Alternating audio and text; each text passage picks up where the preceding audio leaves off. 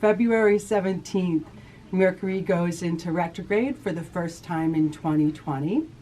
And there's so much panic about Mercury in retrograde. So I wanted to talk about some remedies, what it is that really is happening with the Mercury in retrograde, and how you might best support yourself during this time period. And of course, as we support ourselves, we then support the people around us, right? Who might not actually know what's going on. At least you have an inkling of how to tend, okay?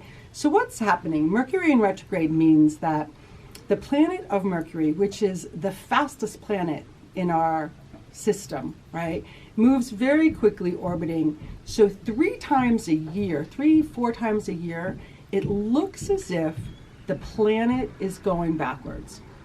It's the way that we view it from Earth. And so Mercury rules communication. It's about our thinking, intellectual thinking. It's movement.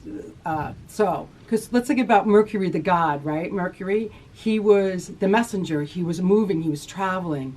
So it's connected to our cars, our transportation, connected to how we communicate clearly. And it's actually about really staying in the now. So because of that, people say, oh, don't sign contracts, don't start a new job, don't start new things. It's because you need to stay present.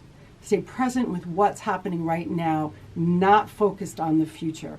So yes, it's best not to sign contracts, not to sign your mortgage or buy a new car or get into a new relationship even. But sometimes these things have to happen during that time period. But if you are aware of the possibilities that things could go awry, you'll dot your I's, you'll pay closer attention. So that's the thing. You might have to sign a contract. You might have to buy that new car. It's fine. Just be sure you check the paperwork. Just be sure you're double checking things and really being clear. All right, so this Mercury retrograde that's coming up is going to be in Pisces. So it's going to be watery. It's going to be a little teary. Some emotions are going to get triggered. So some of you might feel like the best way to do it is to just dive right in. Let it all out. Be emotional. Let the tears flow. And a way that you might want to balance that watery energy is adding a little bit of fire. Right? So my thoughts about that are, so when I light a bonfire, when I light the fire in the hearth, I call in the energies of water to balance it. Because water and fire create this beautiful equilibrium where the fire is not too hot, right? Where it's going to burn you. And too much water then puts the fire out. So it's finding the balance. Might want to take on some spicy foods. Add a little bit of cayenne to honey and just take a little bit of it in the morning to remind yourself that, oh yeah, I need to add a little bit of fire to my day.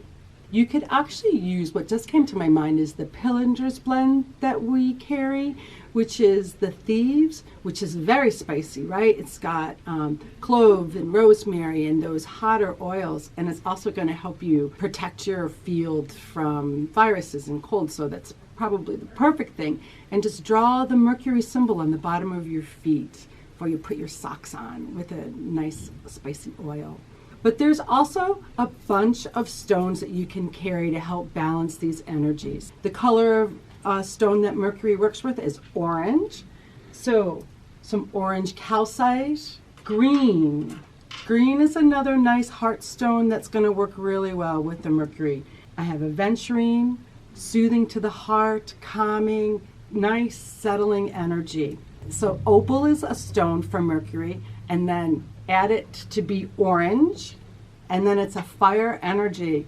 Perfect stone to be carrying during these watery Mercury retrogrades. Chrysocolla, veracite, and aquamarine are 3 really good stones for communicating. So that's the other piece about Mercury retrograde. is that our ability to communicate kind of breaks down, right? And that's our intellectual part of our brain trying to formulate decent sentences, not our best ability during Mercury in retrograde. It's because when Mercury is doing this weird thing in its orbit, its energies are pulled back.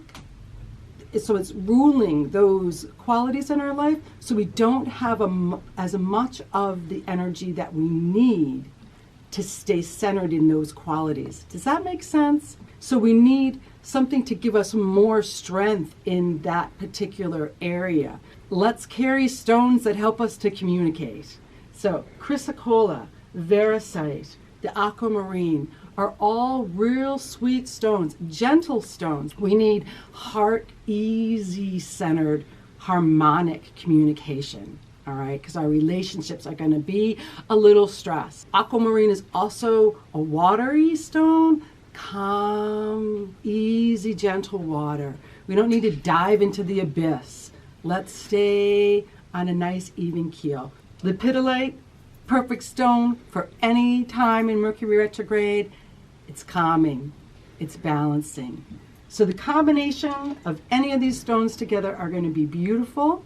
I'm going to package up some stones and make Mercury retrograde cure bag, and I'm going to make some sprays this week to help you out. So Monday, this retrograde starts. By then, we'll have our sprays and our stone bags available to you. Just know that it's happening and take good care of yourself. Speak loving words. All right, I love you. Mwah.